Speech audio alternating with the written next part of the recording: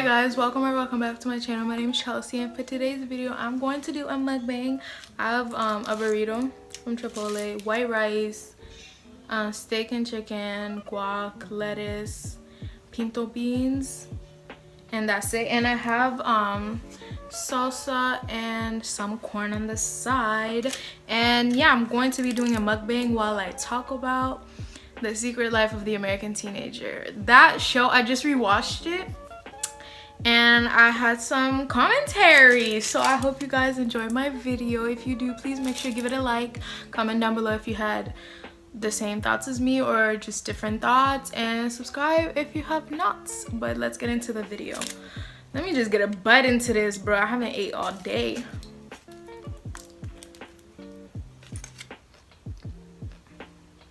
And I have some cheese in there. Okay, first things first, I'm just going to put like a trigger warning just for anybody that needs a trigger warning, because I'm going to be talking about sexual assault, rape, and I don't know if I'm supposed to say that on YouTube. I don't know.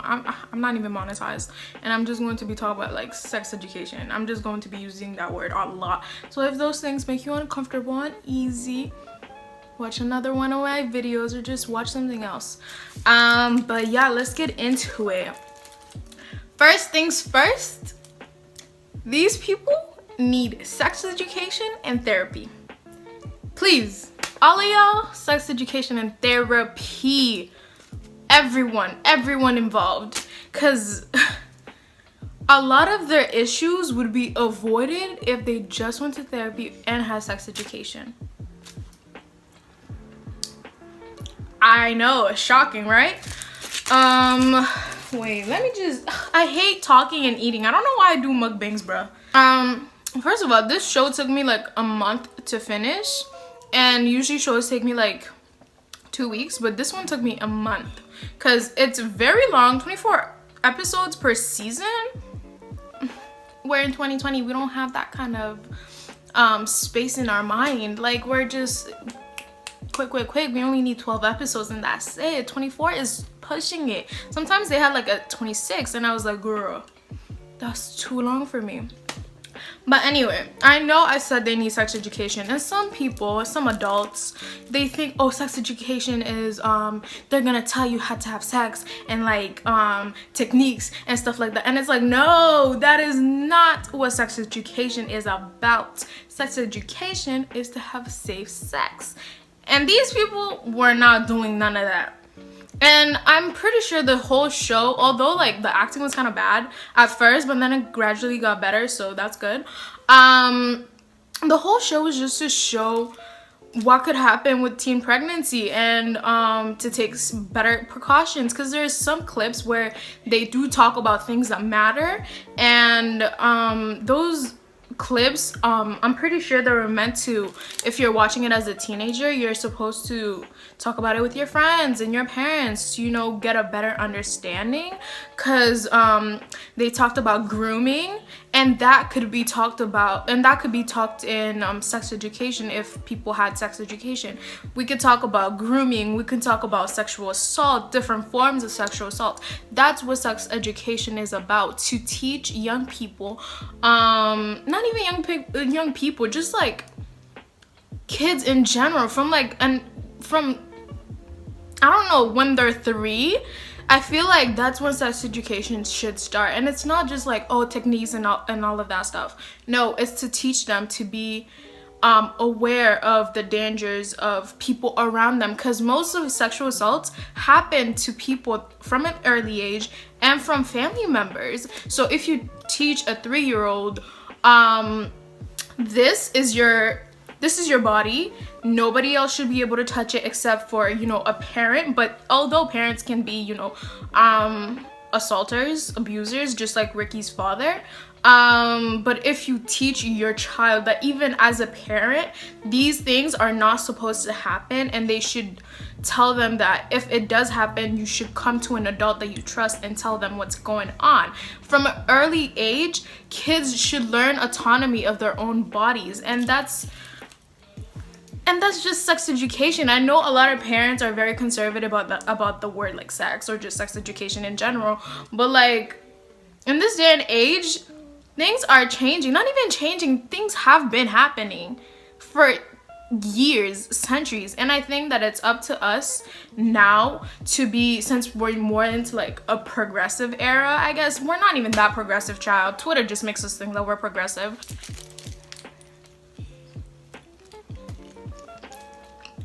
It's good, child.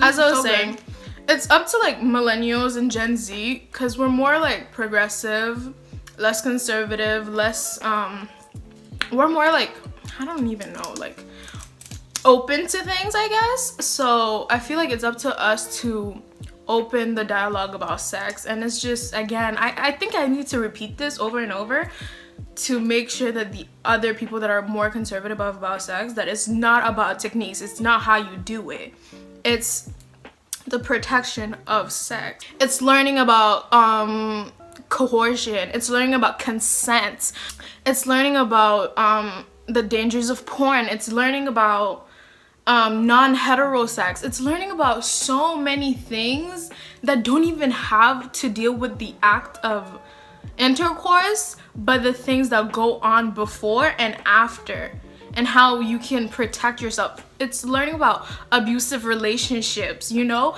and that just all falls into the category of sex education. And that's why I think we need that, because for me personally, I've only had like 3 sex education places. One was in 5th grade, elementary. They taught us about periods, and they like separated from males to female, which just, it's kind of weird, but then again, we're like elementary kids, we're still like very like giggly about the idea of sex and just like our whole body thing, so it's kind of understandable. But we talked about periods and just puberty, so that falls under the category of sex education. Then we I don't know, I'm still rambling. I haven't got to like the characters yet, but I want you guys to understand what I'm talking about and relate to other people. I don't know. Anyway, and then 8th grade, we learned about like babies and where they come from, and how like you should wear a condom because STDs, it was called the STDs back then, but now it's called STIs. And then in 9th grade, we learned about don't give the tea if they don't want the tea. If y'all know the tea YouTube video, then you know. Everybody was making jokes about it, but it's basically about consent and just sex. It's like they don't want to have sex, don't have sex with them. Like if you do, that's rape. It's no longer sex. And that's just like, yes, we got that, but a lot of education that I've gotten about sex and sex education, like dangers of it, has come online from things that I see, from things that I like watch and like to look out for and not to do, you know. So I think there should be, from early ages, where teachers look at how to like make it that different grade levels understand dangers of it, and like things they should do, things they should not do, like who to tell, who not to tell, and just, I don't know if it makes any sense, but I hope it does, you know. And just like sex education is more than just being like a teen or like a kid. It's even in like senior homes, like seniors, they need that type of education, because a lot of people take advantages of seniors. They sexually abuse them and assault them, and the seniors can't say anything because they feel like they don't have that power to say anything. So sex education isn't just for teenagers or just in class. It's like a lifetime thing that people need to know about, you know. And just like disabled people get sexually assaulted, like the what's called, the stats are very high, and it's sad because most of them don't feel like they could talk to anybody. Because they don't have those resources to know if they should tell somebody, where they should tell it to, because like most of them are being taken care of, and those that are supposed to be taking care of them are the ones that are abusing them.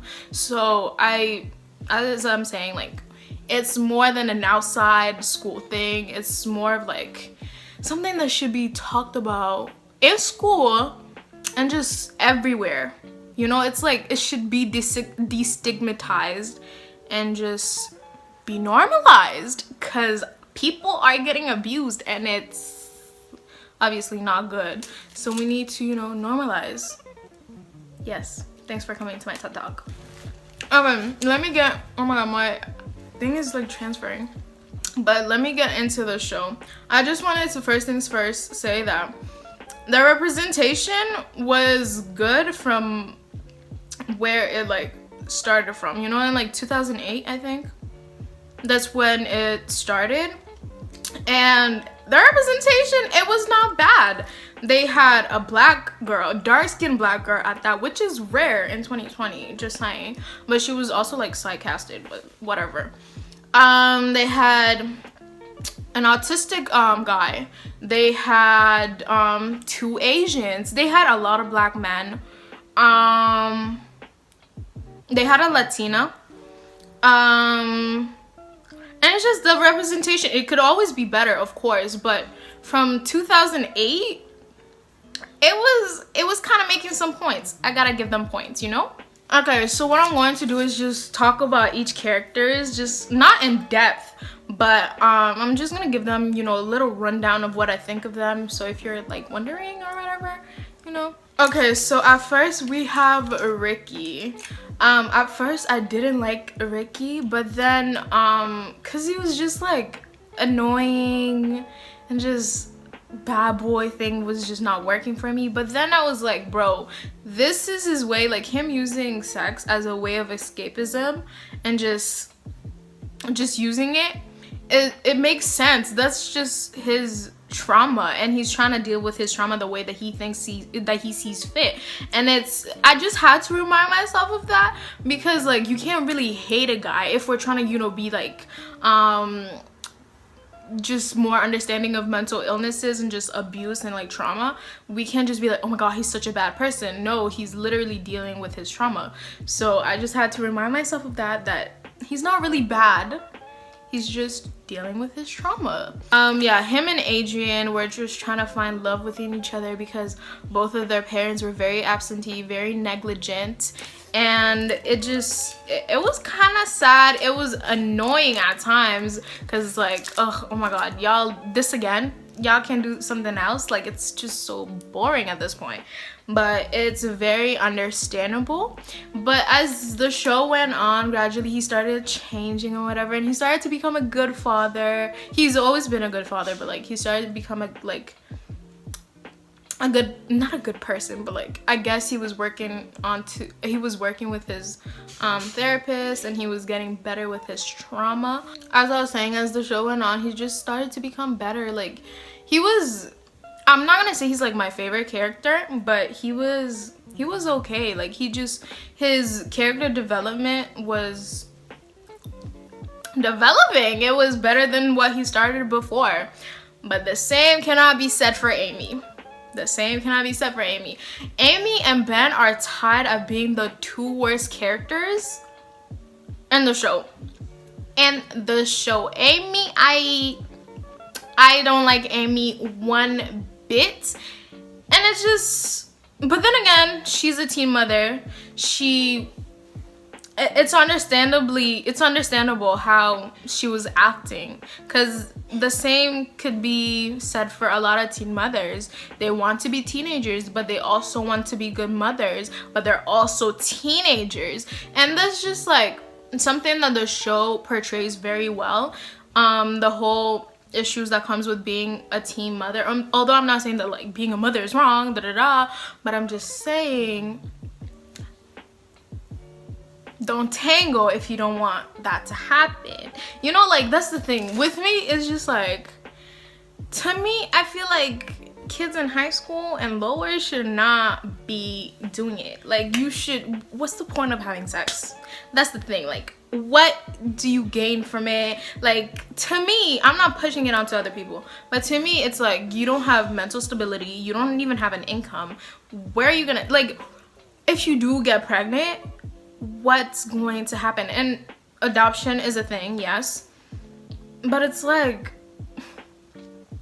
to me, it just doesn't seem that fun at all, because it's like so much responsibility. Like, just doing that act brings in so much responsibility onto you. Like, now, like, kids are having sex at the age of like 12, 14, and it's like, what do you gain from it? What is there to... It just doesn't make any sense to me. Or maybe it's because the way that I was brought up, that I was raised, it just doesn't make any sense to me. But then I gotta remember the hypersexuality. Is that the term that I want to use? Let me look it up, because I be using words that I don't even know what I mean.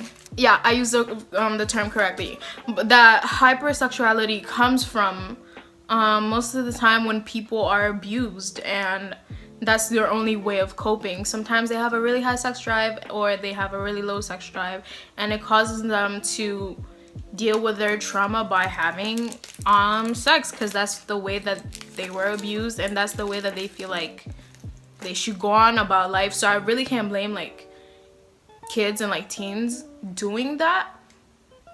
And that's where sex education comes in.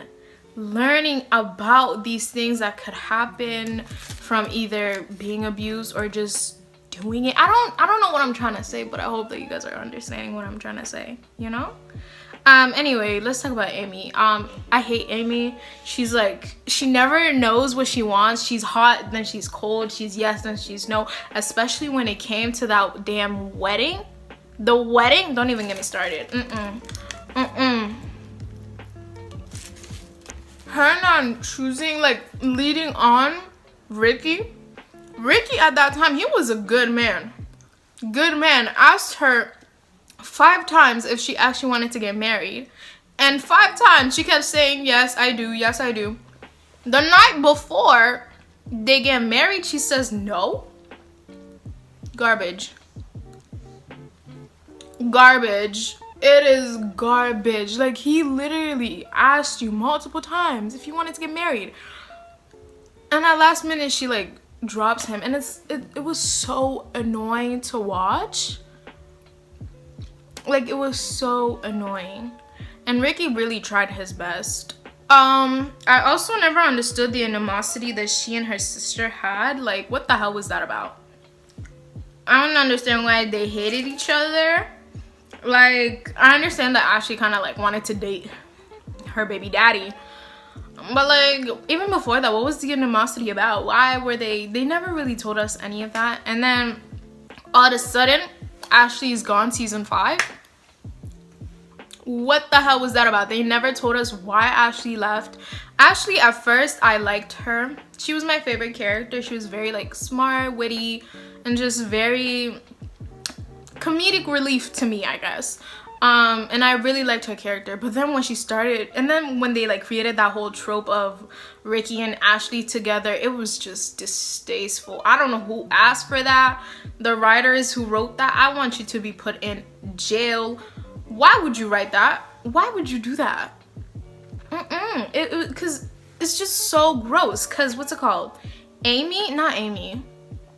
Even Amy and Ricky, because like, wasn't Amy underage when she started filming that, and wasn't Ricky like older, like in real life I'm talking about? Weren't they older? Like, it was just so weird. And like, they waited until Ashley, like the I don't know her name in real life, but they waited until she turned 18 in real life to make Ricky and her kiss. And it's just disgusting, because that man was like, what, 22 or something? I don't know.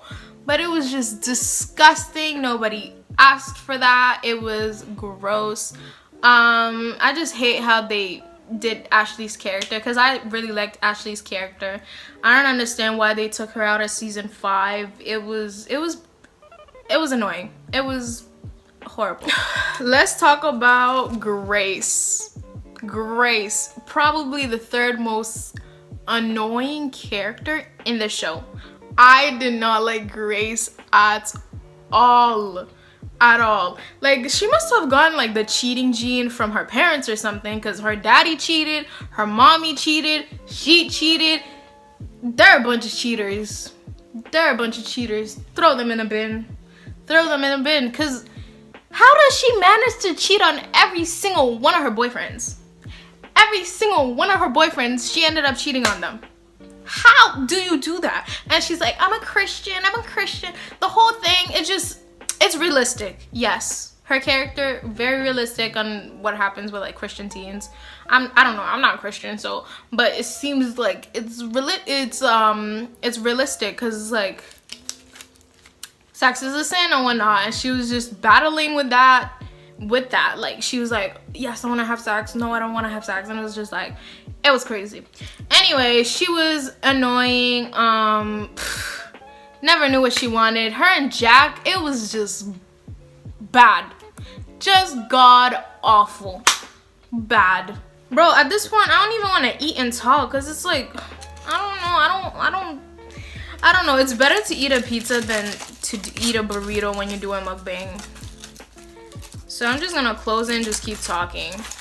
Once again, she's very indecisive. She's very, she's nice. There are times where she's kind of not nice. I was gonna say she's like fake nice, but then she's human. So like there's times where she's like not nice. So it's not really being fake. It's just a human thing.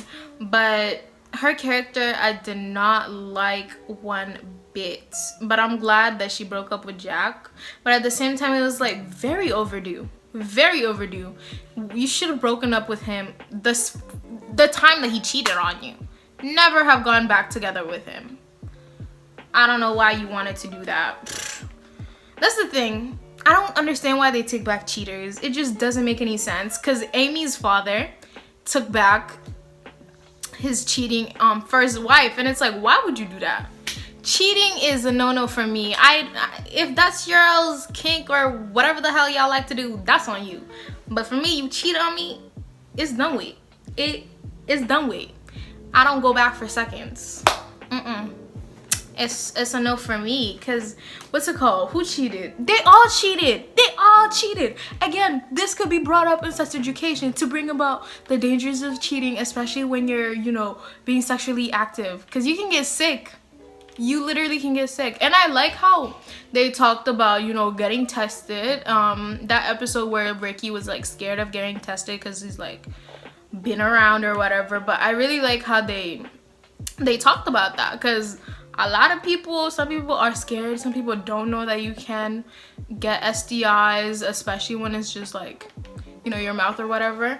So it was very, I'm pretty sure when that show was airing, there was a lot of like controversy from parents where they're like, oh my god, it's just, romanticizing teen pregnancy and just like romanticizing sex, da da da da. But I don't think that's what they were going for. To me, it served as like, this is what you should not do. It was a warning. It was basically sex education. It was like, don't do this, because if you do this, this is what's gonna happen, And it was informative to, to me, seeing it as like 18, because I'm pretty sure I watched like the first like season in like 2000, not even the first season. Actually, yeah, in like 2012 or 13, and I couldn't understand that. I was like, what, 12? And I couldn't understand that. But now it's like 18, I'm like seeing, oh, this is what you should not do, this. And like when I was watching it, I was like, y'all should not do this, because this is gonna happen. And the exact same thing happened when I was like, I'm just very smart, I'm just big brain, Anyway, enough about Grace. Let's go on to Ben. I think Ben takes the cake on being the worst character in the show. And like they try to make him as the good guy, but to me it was not it. The good guy trope was not serving me. I did not like that. As the show went on, his misogyny, his need to control women just kept showing up more, and it was annoying. Like he's gross to me. He's very gross. He's very much the whole, I'm a nice guy, so I deserve some coochie. No, you don't. No, you don't, baby. You don't. He was very, even like at the beginning, he was very, it was very like subtle, but he was kind of controlling of Amy. He's like, you can't do this, but like, that's Amy. She's a whole woman of her own, and like, you're not gonna stop her from being with the father of her child, because like, he needs to be a part of the life of the baby. Like, why are you getting jealous for? You're literally so weird. And he's just very obsessive with women, and I think that just comes from the fact that he wants to control the situation, because since his mother's passing, I don't know, I feel like it's kind of some form of like trauma that he's had from his mother's passing, and he feels the need to like control women or just control certain situations, and it was getting tired. He needs therapy. All of these people need therapy. Oh my goodness, I can't say that enough. But yeah, very stalker energy, very much so, especially the last season. It was more like, not even subtle, it was explicit that he's very stalkerish. Amy said no multiple times. She said that she does not want to be with you, but this nigga kept pushing and pushing. He's like, I know you want me, I know you want me, I know you want me. Nobody wants you. You're weird, Ben. You're weird. Nobody wants you. And he tried to get a same apartment, got into the same university as her, kept following her, literally broke into her computer. Like, stalker energy. Amy needed to call the police. And then again, this could be talked about in sex education. Calling the police on your weird ex is part of sex education, because this nigga was just so adamant on being with her when she said she does not want you.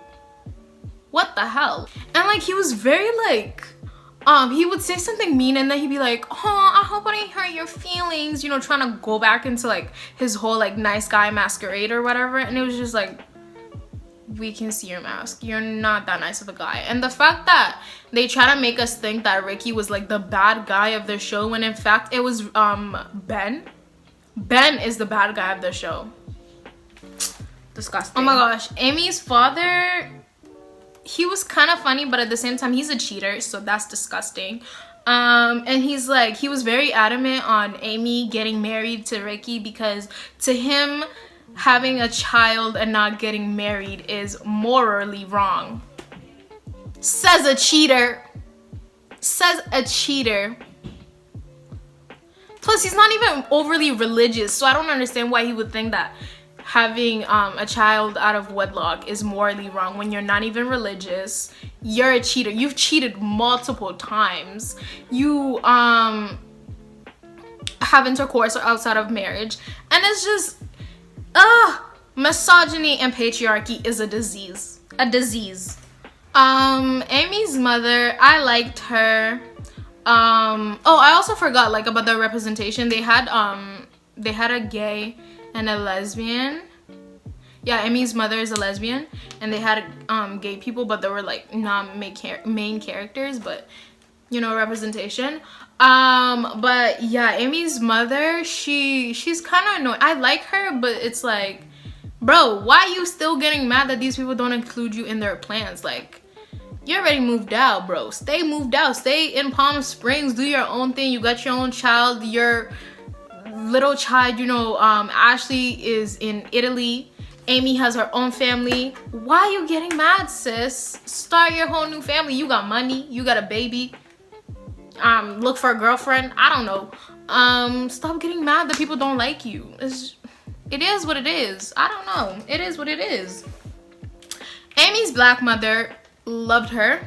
I loved her. Very common sense, very strong-headed, very I like her character, but I just didn't like the whole Mamie trope. She was you know, again, we talk about how black women, older black women, are usually people's therapists, you know. They're usually counselors, and she was a social worker. They're usually, you know,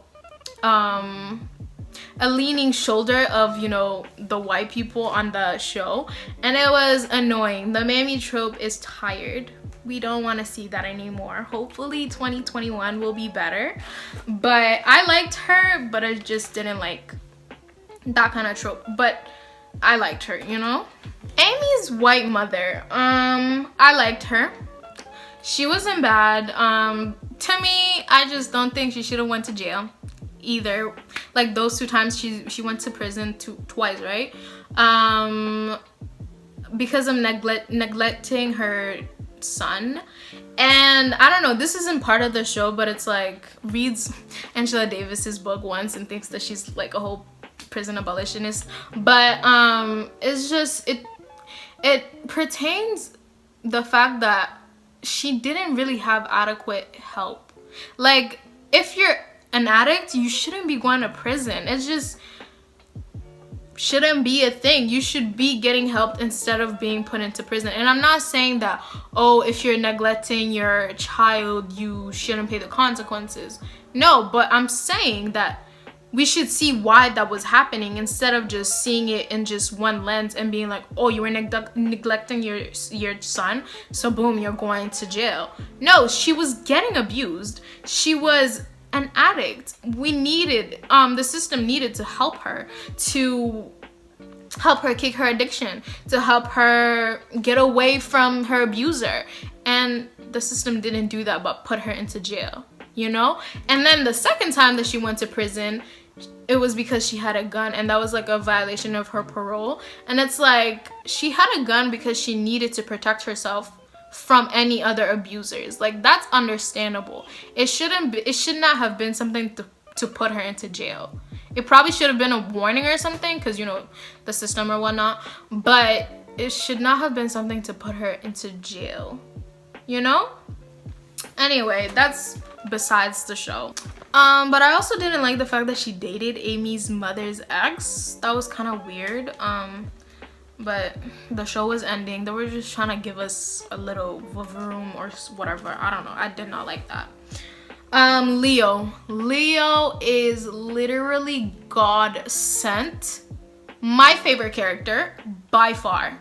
One of my favorite character overall. Very nice.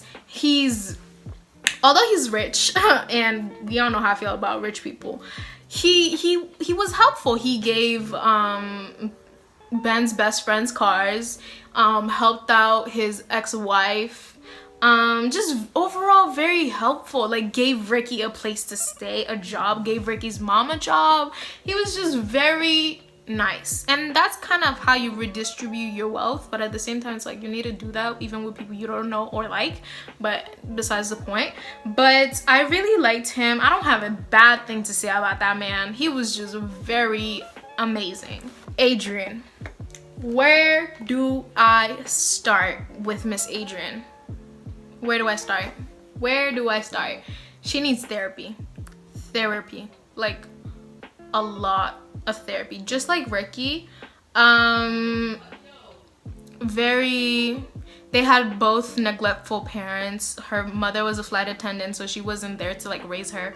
Her father he knew about her, but like he wasn't in her life, and she was just using sex as like a form of trying to fill a void from not having her parents. And she's like, I like sex, da da da da. No sis, you have some issues you've got to deal with. You don't like having sex like that. You like the fact that it's a form of escapism for you, that you can fill a void. It's just, yeah, she needs a lot of therapy, just like Ricky, a lot. And like she used intercourse as like a way to like get what she wants. She like for example, in the last season, she would like use it to like shut up her man, not like shut up, but like, yeah, like make him be quiet, or like change the conversation with the man that she was engaged with. I don't understand.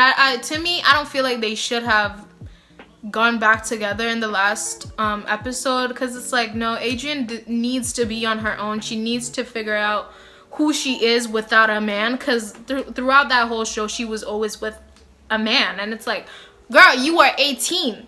You're literally 18, 19. You don't need to be engaged. You know, you don't need to be with a man like that. Like, commitment. Like, girl, you need therapy. You need therapy.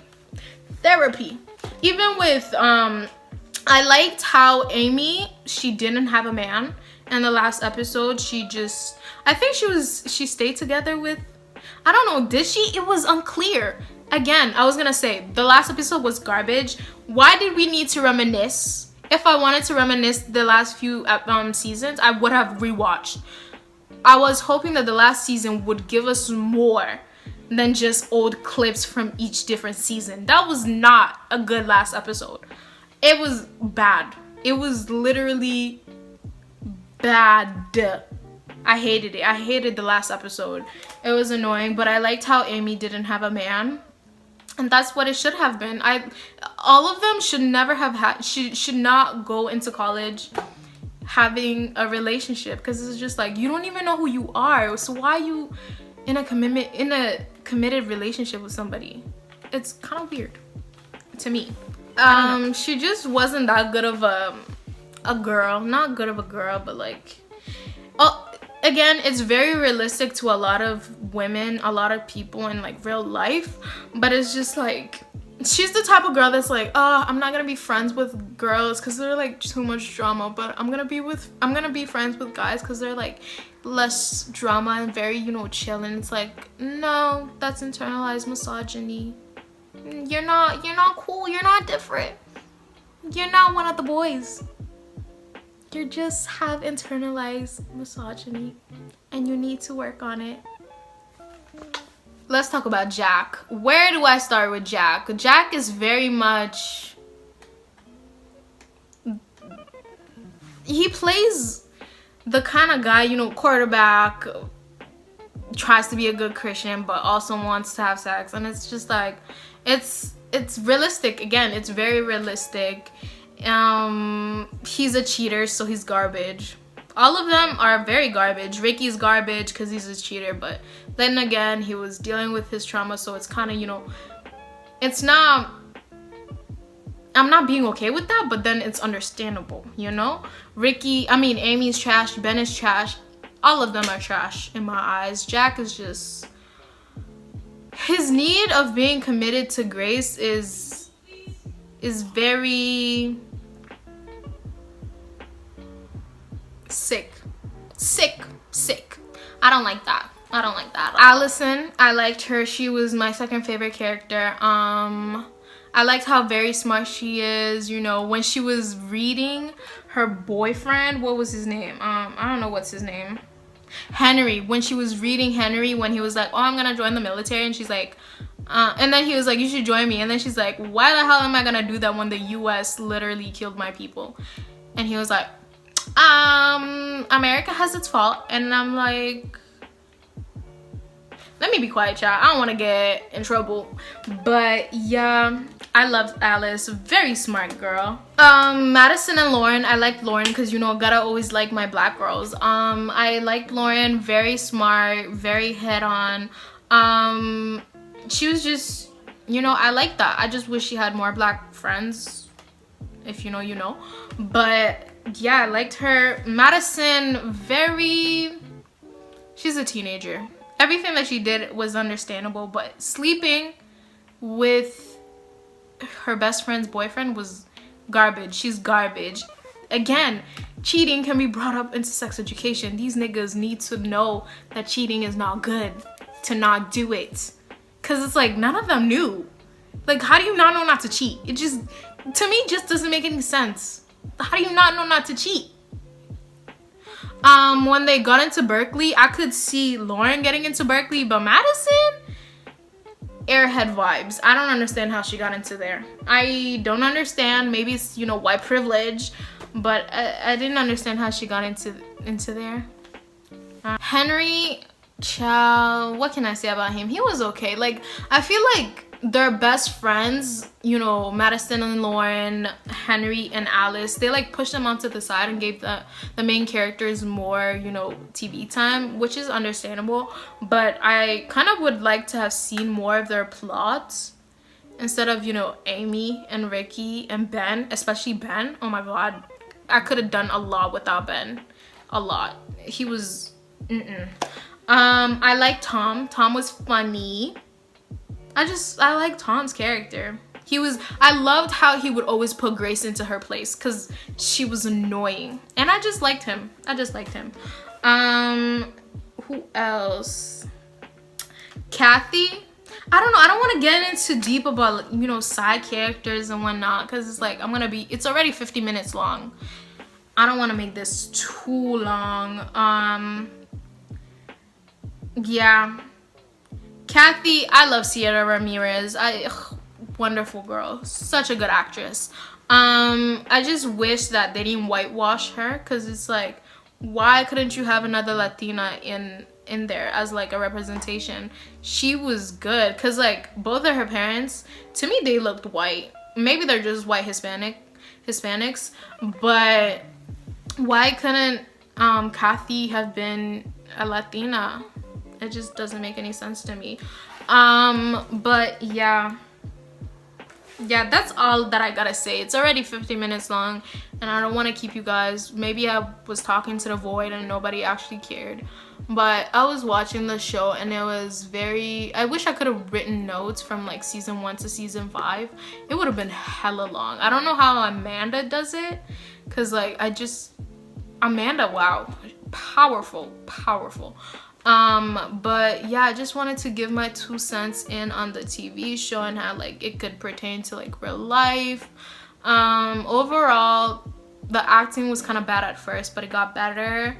I'm not gonna say that I liked the show, because I don't miss it. You know that feeling where like when you're done with the show and you're like, I wish I would not have finished that show because I like really miss it. I don't have that with this show. It was okay. I was ready to finish it. It was kind of getting annoying and boring, especially on Ben and Amy's parts. And yeah, I don't know how to finish this. If you guys liked my video, please make sure you give it a thumbs up. It would mean a lot to me. Comment down below if you agreed with what I said, if you disagreed. Let's have a conversation.